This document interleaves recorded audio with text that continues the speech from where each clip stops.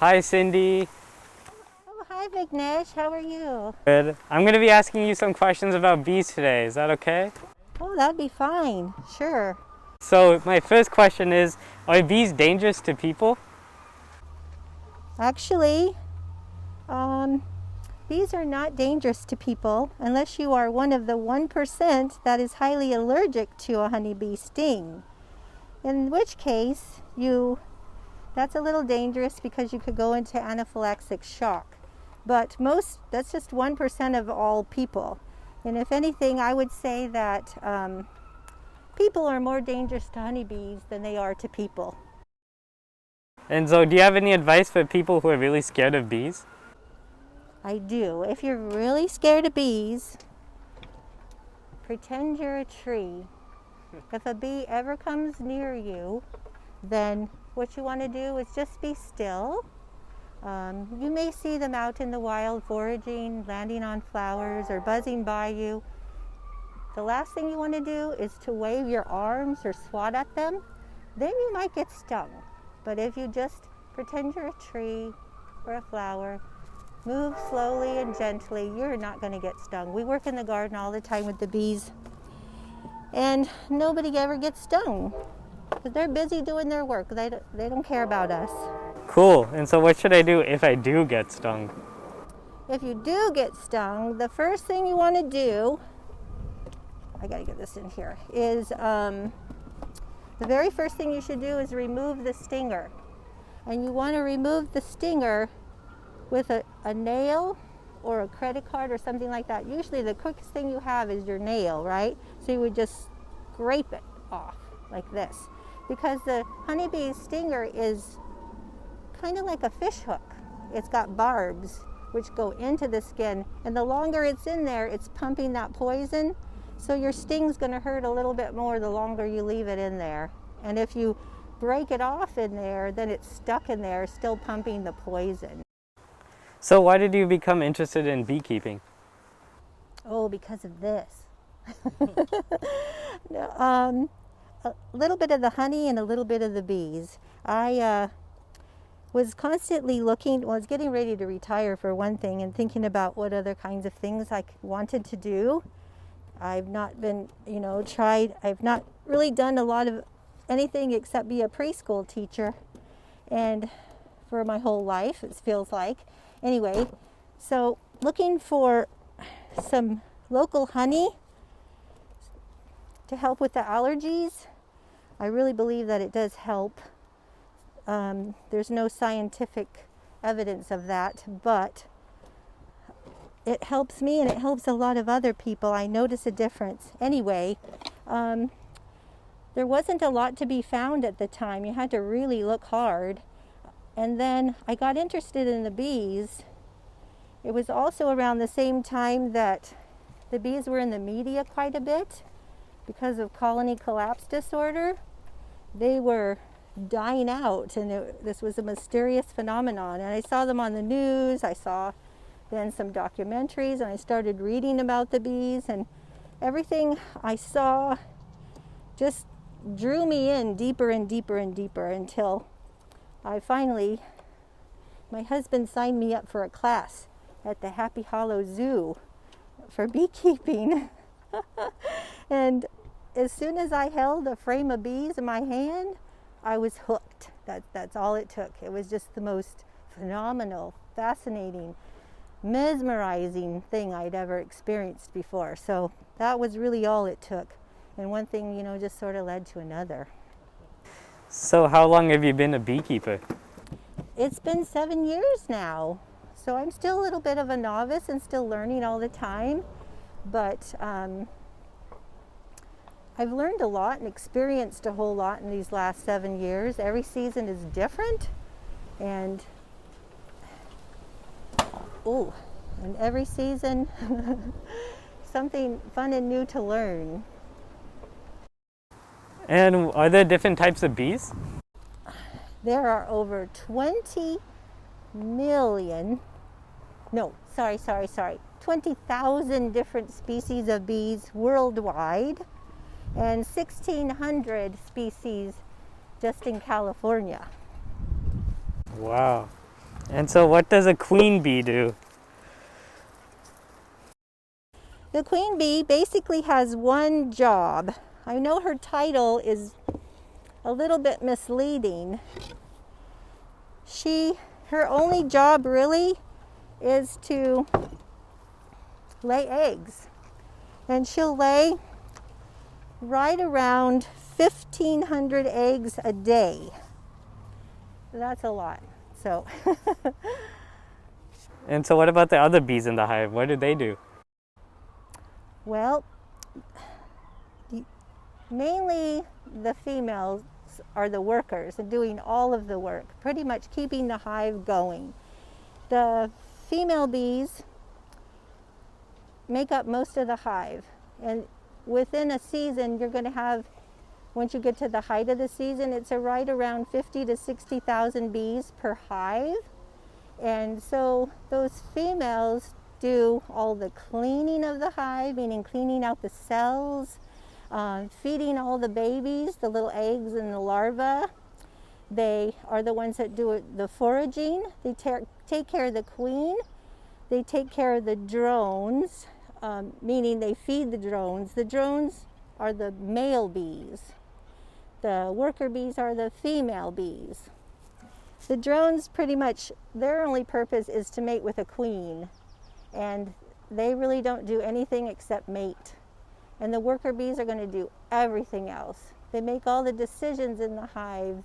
They guard the hive. They feed the children.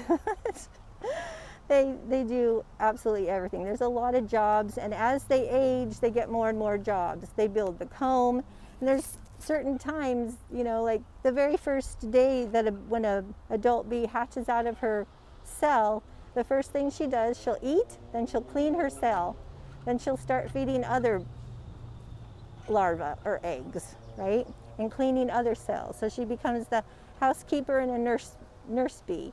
And then she moves on to other tasks like comb building, or maybe the queen's attendant, meaning they're going to take care of the queen. The queen cannot feed herself. The drones cannot feed themselves. So the worker bees have to do that too.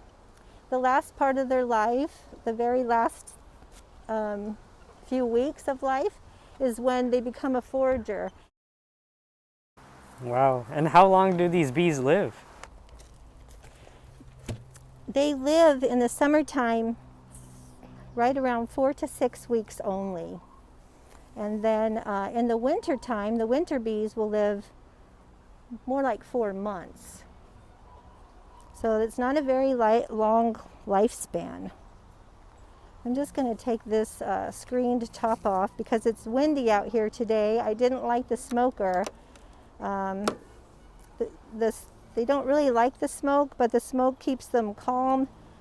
It makes them start eating so that they don't smell any of the alarm pheromones. But I'm going to add another super to this hive, although it looks it does look a little bit light there. I'm going to put a different inner cover on. All right, so this top box here is called a super. This is where they're going to put the honey that's for us. The bottom two boxes are called a deep, and that's basically the nest of the hive. And that's where they keep their honey. That's where they raise all their brood. Uh-oh, a little one dead up there at the top. So I didn't light the smoker, so I have to be very careful, very slow, not to upset them at all. And as I look in here, I'm thinking, well, maybe I don't need to add another box, but I was going to be gone for a while, so I thought I better make sure they have enough room before I go. Well, you can see there's a lot more down there in the nest than there are up here in the super. This thing right here is called a queen excluder, and it keeps her down here in the nest so she doesn't come up into the honey supers and lay any eggs there. I don't want her to do that. Sometimes I use the excluder and sometimes I don't. And there's not that many up here in this super, and it's very light still, so I'm not going to add another box yet. It's too soon. You see how these girls came up here and they're just looking over the top. They're so curious. They just want to know, who is that? What are you doing? It's so funny. That's the kind of stuff I love to, I just like to play with them. They look like they're talking to each other, and they probably are. They communicate through pheromones, as well as like their little antennas there. They can smell with those. That's like their antennas are like their nose. They smell water, they smell me and you. Okay, I'm going to slide this shut now. You need to move out of the way. Move, move, move. There we go. Okay. So we're just going to leave that one on there. And then we're going to put this inner cover on. Oh, Mila wants to see too. There. I like this cover because I don't have to open it up and let in any cold air. Today's a cool day and it's windy, and I don't want to change the temperature of the hive. They need to keep their nest at 93 to 96, 97 degrees at all times. How do you start a hive like this? How do you start a hive like this? Yeah.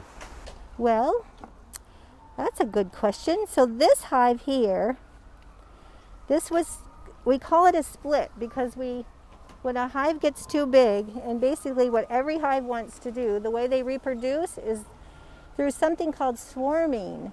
So the hive builds and builds and builds, and then it swarms. And they usually swarm in the spring, early spring into the summer. If it swarms early, then everything's going to be okay. You've got, basically, they're reproducing is what they're doing when they swarm. It's a natural thing. So a lot of people get bees through swarms. If you catch a swarm, you got free bees. But another way you can get bees is you can order them from a bee supply. A lot of the commercial beekeepers will box up their bees after the the almond harvest, and they will then make boxes and sell them. You will get about, I think it's 5,000 bees in a box with a queen, and then you could start your own hive. And so how do bees help the environment, especially things like a garden? The bees are basically like, they keep the world flowering and fruitful with pollination. They pollinate over 50 different crops that we humans eat. Without them, we're not going to have all that food. But in the gardens itself, in simple terms, your harvest will be much more abundant if you have bees in your garden than if you did not have bees in your garden. I see. And so do bees have a favorite type of flower they like to pollinate? They actually do, because of their ultraviolet vision. And by the way, very fascinating, they have 3 eyes on top of their little heads, which I should have showed you when we had the hive open there, but 3 ocelli eyes, little tiny ones that help them to see and then their outside eyes are for seeing in the dark, and then the little eyes are for vision while they're flying outside of the hive. But their favorite flower is a purple flower or a blue flower, then white, then yellow, and then orange. And they like fragrant flowers. So if you let your herbs bloom instead of cutting them before they bloom, then you'll draw bees to your garden. They love the fragrant flowers and also. I see. And how do bees make honey? Well, foraging, of course. So they go to the flowers. They'll go to that little blue flower, and they will drink the nectar out of the flower. The nectar will go into a honey sac or a honey stomach, whichever one you want to call it, and then she flies all the way back to the nest and hands it off to a sister bee, who then will take that little drop of honey. It's just a drop, like not even in her whole lifetime she makes 7 drops of honey. But she will hand that off to another bee. She regurgitates it up and it goes through her proboscis, which that's how she gets the nectar out of the flower. The proboscis is very much like a straw tongue where it just sucks, right? And then she passes it on to her sister bee, who then will go deposit it up into one of these cells. Drop by drop, that cell will be filled, and the worker bees will then fan that honey with their wings. They buzz it, and they control the temperature of the hive, the humidity of the hive, and they're basically dehydrating that nectar, and that's what makes it honey. I see. And so how often should honey be collected from the hive? It's usually collected about twice a year. If you're really lucky, you might get a spring harvest, a small spring harvest, and then later on in the summer, like August, September, your honey supers will probably be full again. But it's really dependent upon the forage. There has to be plenty of forage to make plenty of honey. I see. And so, is it true that honey is really good for pollen allergies? Honey will have pollen in it, so yes, I find it to be quite helpful, and a lot of other people have told me too that it really helps them. So beekeepers' rule of thumb is a teaspoon a day keeps the allergies away. Is there any color or special label I should look for when I'm buying things like honey? Yes, you should always buy honey that is, on the label it should say pure raw honey. And then you know it has no additives and it hasn't been heated. By heating honey, you're killing all those nutritious enzymes that we want, that are good for humans as well as for bees. So you don't want to heat your honey over 140 degrees. I see. And so, shifting gears, what is colony collapse disorder, CCD, and how is it harming the bees? It's funny you should ask that, because that's kind of one of the other things that got me interested in bees, and I was hearing about colony collapse and all this, and they really weren't sure. They just called it that because all of a sudden the bees would be gone. There'll be plenty of food, there would be some brood in there, there would be like, why are the bees gone? Not so much like they absconded, but like they died. And there's still a lot of debate about what colony collapse is caused from, or what it is basically. And my best answer would be a variety of different things. The way we farm monoculture farms, where there's just one type of flower, so the nutrition's going to be poor. And then varroa mite plays a role in that, I'm sure. And then I think just bee stress. So if it's like commercial beekeepers are putting boxes and boxes of bees on trucks and transporting them across the country, that's very stressful on the bees. Leaving them in then an orchard, they were facing a lot of this colony collapse type stuff, or this mystery. But I think it's a variety of all those things. And so how can I learn about beekeeping and CCD? There's lots of information on the internet. There are a lot of books. So the way I did it, basically just really got so intrigued with the topic, and I just started researching it, just like you would anything else. Cool. And so what can I do to help save the bees? One of the easiest things you can do is to plant. Grow lots of plants, lots of herbs, lots of blue and purple and white flowers. And then when it gets really hot in the summertime, helping them to find water sources is also important. So a little tray of water, or a bowl of water with marbles in the bottom or something in your garden, is helpful to the bees as well. So those are some really simple things that everybody could do. That's cool. So thank you so much for answering all these questions. It was really fun. Oh, thank you, Vignesh. It was my pleasure.